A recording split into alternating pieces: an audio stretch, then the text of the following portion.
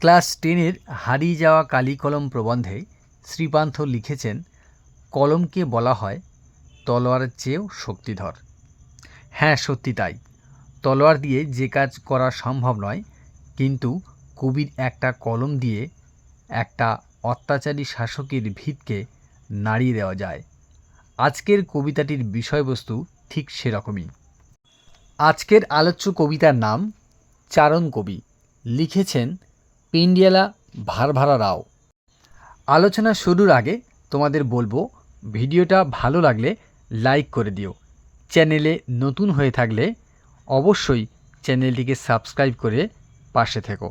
তোমাদের জন্য বাংলা বইতে যতগুলো বাংলা গদ্য পদ্য আছে প্রায় সবগুলোই আমি লাইন ধরে ধরে আলোচনা করে দিয়েছি।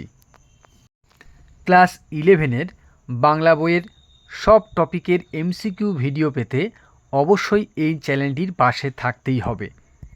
এবার আসা যাক চারণ কবি কবিতা সম্পর্কে। চারণ কবি হলো এক ধরনের কবি যারা সারা দেশের বিভিন্ন প্রান্তে ঘুরে ঘুরে দেশপ্রেমের গান শুনিয়ে থাকেন। আমাদের পাঠ্য চারণ কবি কবিতার প্রেক্ষাপটটি একটু জেনে নেওয়া যাক। 1985 সালে দক্ষিণ আফ্রিকার বর্ণবিদ্বেষী প্রিটোরিয়া সরকার বর্ণবিদ্বেষের প্রতিবাদ করায় কবি বেঞ্জামিন মোলায়েসকে ফাঁসি দেয়। গোটা পৃথিবীতে এই ঘটনা আলোড়ন ফেলে দেয়। এই ঘটনার প্রতিবাদে ভারভারা রাও তেলুগু ভাষায় লেখেন কবি নামক কবিতা। এই কবিতাটির ইংরাজি অনুবাদ করেন জি বেঙ্কট রাও দ্য বার্ড নামে। শঙ্খ ঘোষ কবিতাটির বাংলা অনুবাদ করেন চারণ কবি নামে। কবিতাটি প্রকাশিত হয় 2019 সালের জানুয়ারিতে সেতুবন্ধন পত্রিকায়। এবার আসা যাক কবিতার শব্দার্থ সহ আলোচনায়। নিয়ম কানুন যখন সব লোপাট, আর সময়ের ঢেউতলা কালো মেঘের দল ফাঁস লাগাচ্ছে গলায়। নিয়ম কানুন বলতে দেশের আইনি ব্যবস্থা, লোপাট শব্দের অর্থ লুট করা হয়েছে বা নিশ্চিহ্ন করা হয়েছে। কালো মেঘের দল বলতে এখানে সুযোগ সন্ধানী শাসকদেরকে বলা হয়েছে।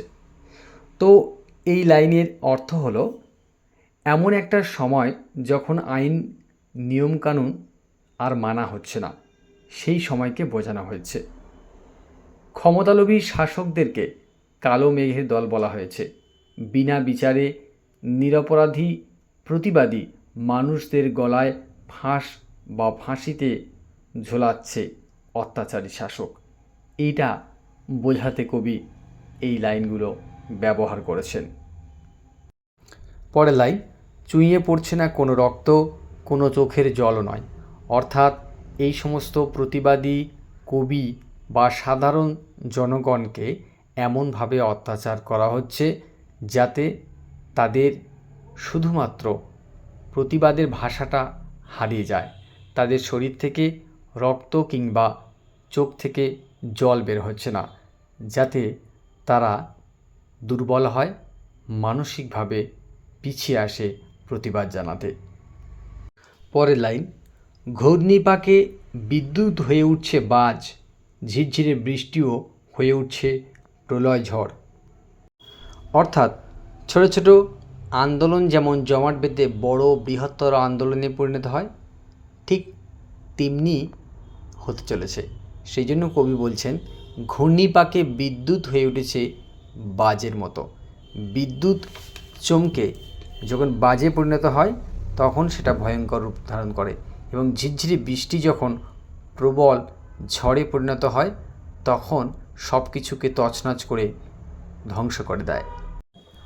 আর মায়ের বেদনাশ্রু বুকে নিয়ে জেলের গড়ার থেকে বেরিয়ে আসছে কবির কোনো লিপিকার স্বর।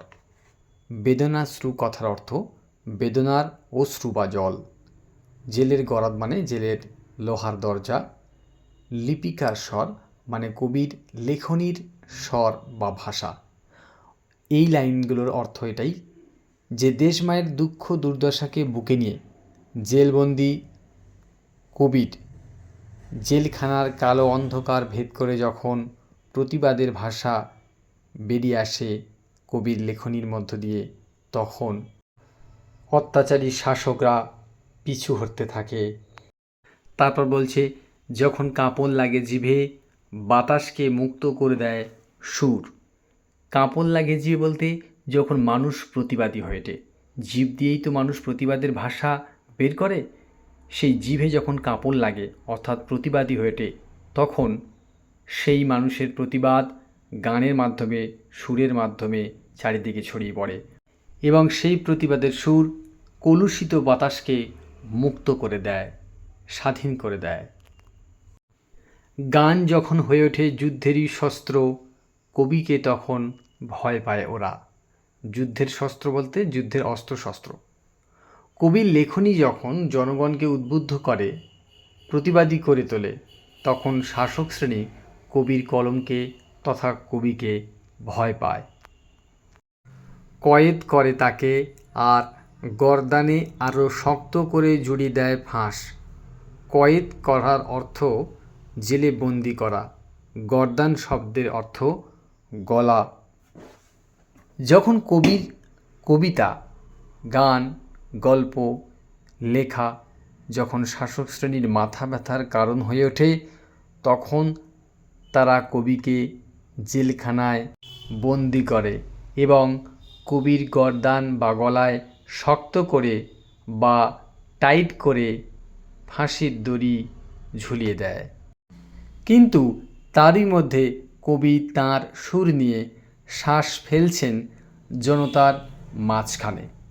অর্থাৎ রাষ্ট্রশক্তি, শাসক শক্তি যখন কঠোর ও কঠিন হয়ে ওঠে, প্রতিবাদীর কণ্ঠস্বর যখন তারা বন্ধ করে দিতে চায়, তখন সেই কণ্ঠস্বর ছড়িয়ে পড়ে জনতার মাঝে। জনজোয়ার হয় আন্দোলনের, তখন সেই আন্দোলনকে থামানো কখনোই যায় না। ফাঁসির মঞ্চ ভারসাম্য রাখবার জন্য মিলিয়ে যাচ্ছে মাটিতে। যে মঞ্চে ফাঁসি দেয়া হয় তাকে বলে ফাঁসির মঞ্চ। সেই ফাঁসির মঞ্চে প্রকৃত অপরাধীদের ফাঁসি দেওয়ার কথা, কিন্তু দুর্ভাগ্যের বিষয়, অত্যাচারী শাসকের দুরভিসন্ধিতে প্রতিবাদী কবি সত্তাকে ফাঁসিতে ঝোলানো হয়। কিন্তু আশাবাদী কবি আশা করছেন যে কালের নিয়মে একদিন সেই ফাঁসির মঞ্চে উঠতে হবে অত্যাচারী শাসকদেরকেও। তাই বলেছেন, ভারসাম্য রাখবার জন্য ফাঁসির মঞ্চ মাটিতে মিলিয়ে যাচ্ছে। শাসক শ্রেণীর অত্যাচারের চিহ্ন সেই ফাঁসির মঞ্চ ধ্বংস হবে মাটিতেই। স্পর্ধা জানাচ্ছে মৃত্যুকে, আর তুচ্ছ ফাঁসুড়েকে দিচ্ছে ঝুলিয়ে। বিপ্লবীরা, প্রতিবাদীরা এতই ক্ষিপ্ত হয় যে একদিন ফাঁসুড়েকেই ফাঁসির দড়িতে ঝুলিয়ে দেয়। অর্থাৎ ভারসাম্য রক্ষা করতে গিয়ে প্রকৃতি বা ঈশ্বর সেই অত্যাচারী শাসক বা ফাঁসুড়েকেই একদিন ফাঁসির দড়িতে ঝুলিয়ে দেয়। কবিতার সামগ্রিক আলোচনার পর সবশেষে আমরা এই সিদ্ধান্তে আসতে পারি যে এই কবিতার মূল উদ্দেশ্য শুধুমাত্র শাসককে বিরোধিতা করা নয়।